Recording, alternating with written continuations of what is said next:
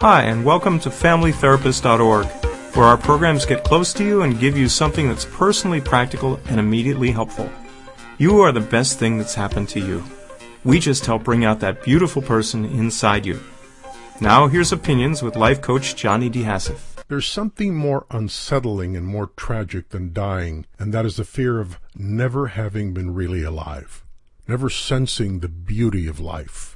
Heaven on earth is having learned to do and enjoy the things that make us human. Hell on earth is coming to the realization you could have been a real human being when you have lived with clean hands and a pure heart while you're alive. You can feel that you're standing in His holy place, and the prospect of death will not hold terror for anyone that lives that way. The cure for the fear of death is to make sure that you have lived. I want to share an article with you out of Time magazine, and it's called What Happens When We Die. It was written by M.J. Steffi. A fellow at New York City's Weill Cornell Medical Center, Dr. Sam Parnia, is one of the world's leading experts on the scientific study of death. Last week, Parnia and his colleagues at the Human Consciousness Project announced their first major undertaking, a 3-year exploration of the biology behind out-of-body experiences. The study, known as Awareness During Resuscitation, involves the collaboration of 25 major medical centers throughout Europe, Canada, and the United States, and will examine some 1,500 survivors of cardiac arrest.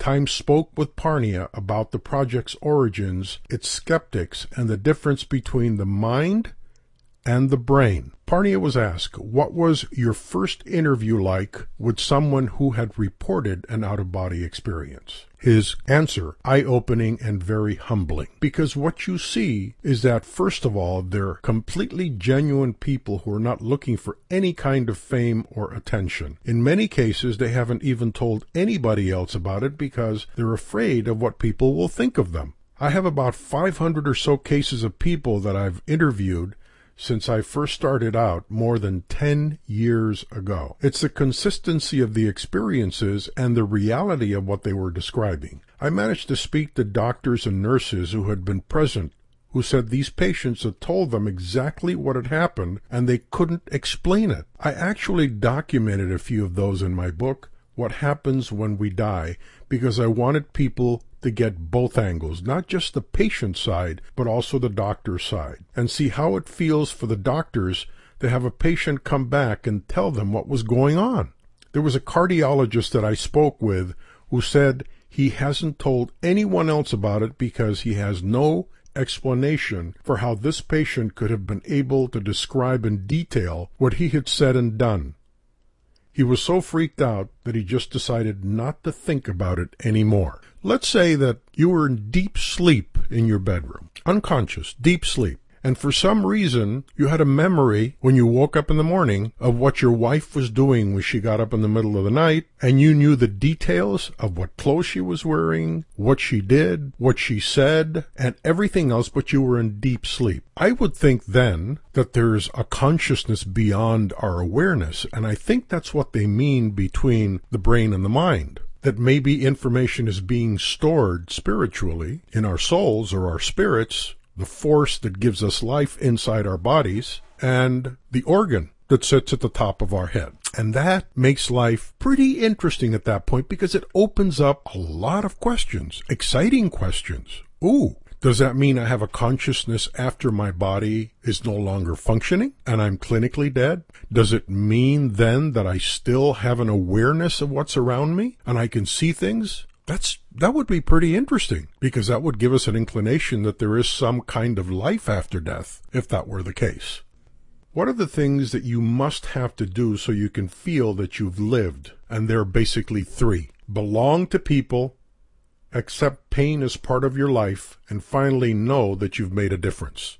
This is so you'll have some level of satisfaction with your conscious life on earth before the body dies. As you're reaching the stages of getting closer to death, you need to feel some level of satisfaction. And again, let's go over each one of these points, starting with belong to people. In my opinion, we need to belong to a few people who are permanent in our lives.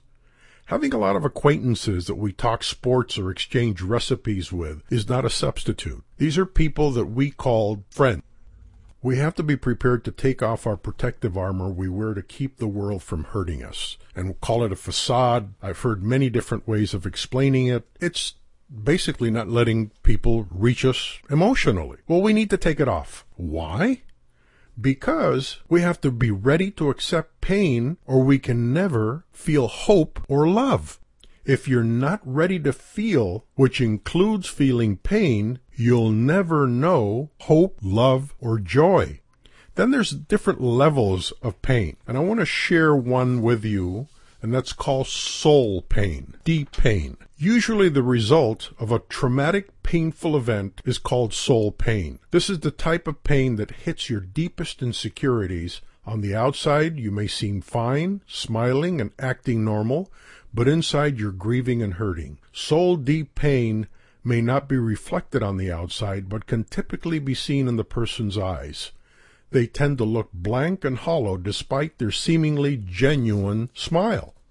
Here again is another interesting observation about that very famous saying that we've used for so many, many years, is that the eyes are the windows to the soul. Then who are we really? Are we really the spirit inside us, or the body that carries the spirit around? I am a firm believer that the body and the mind are just vehicles for who I really am. The person that's speaking to you right now is that energy inside me, that spirit inside, whether you want to call it soul or whether you want to call it spirit. That's who's really giving themselves to you through this program. Not the body, not the mind, to me. We need to keep in mind that pain does not last forever and is not necessarily unbearable, and that there is life beyond hurting.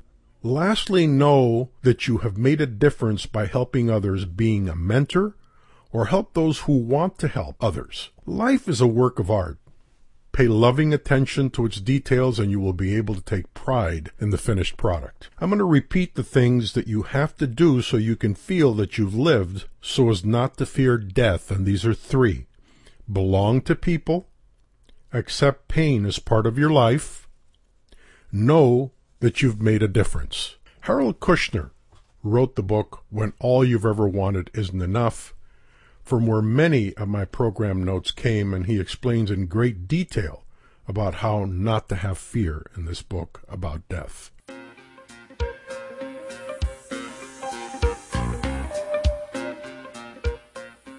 Thanks for listening to FamilyTherapist.org. Make sure to tell others and keep visiting, because we have over 3,000 programs that will help you connect with that beautiful person inside you. Always remember, you are the best thing that's happened to you. Let's keep on meeting and we'll prove it to you. Goodbye for today, and God bless always.